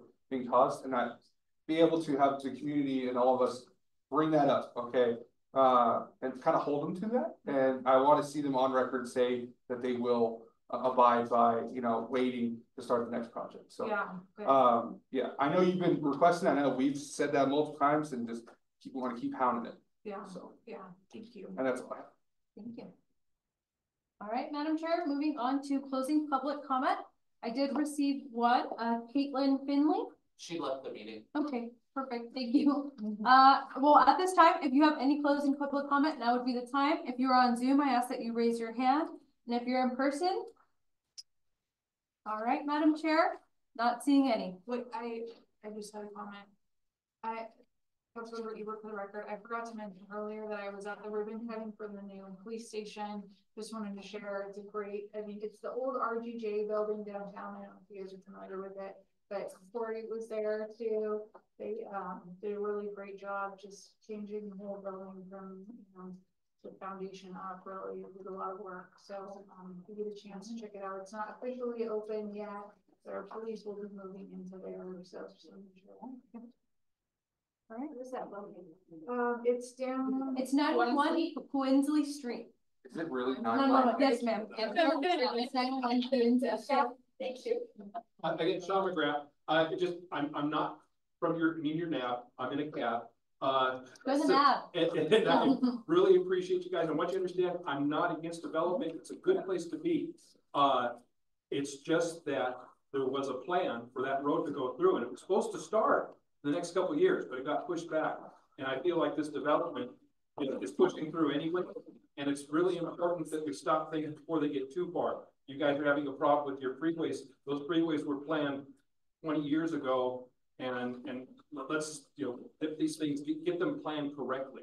There's nothing wrong with this development.